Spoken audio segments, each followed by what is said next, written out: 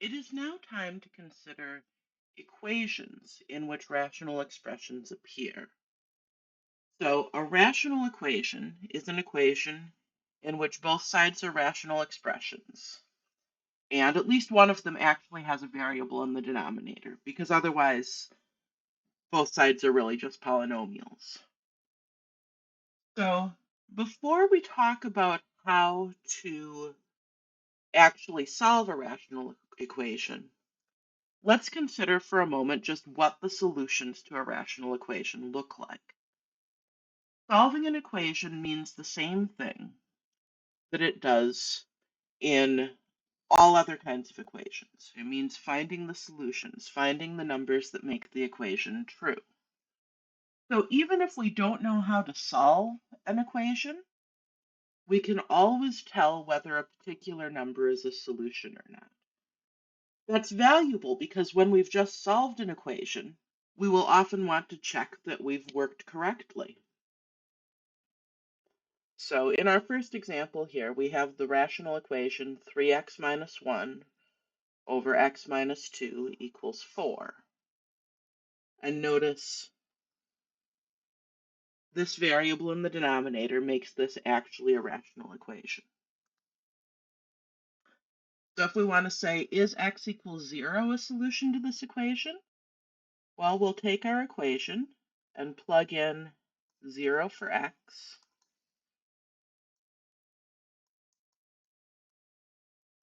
And in the numerator, we'll get negative 1. In the denominator, we'll get negative 2. Negative 1 divided by negative 2, that's a half, which is not 4. So no, this is not a solution. What about x equals 3? Well, 3 times 3 minus 1 over 3 minus 2. That's 9 minus 1 is 8 over 3 minus 2 is 1. So 8 divided by 1, that's 8, which again is not 4. So that is not a solution. I'm looking for 4 here, of course, because 4 is what's on the right-hand side of the equation.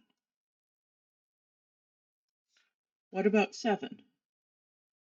Well, 3 times 7 minus 1 over 7 minus 2. This is 20, right? 21 minus 1 over 5, which does equal 4. So yes, x equals 7 is a solution. We don't know at this point whether or not x equals 7 is the only solution to this equation, but we know that it's a solution to this equation. In this next example, we have rational expressions on both sides.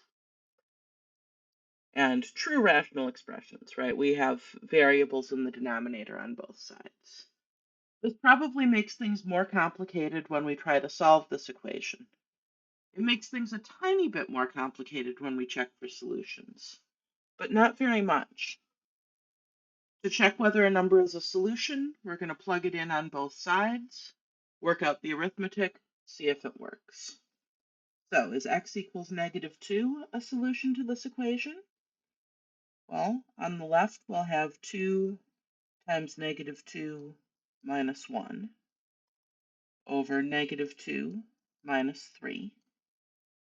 That'll be negative 5 over negative 5, which is 1.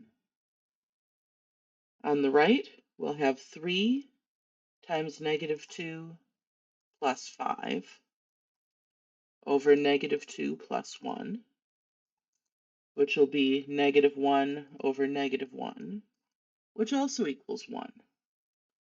Okay, so those are equal to each other. Negative 2 is a solution to this equation. Is that the only one? Let's try some other numbers. X equals 0. We'll have 2 times 0 minus 1 over 0 minus 3.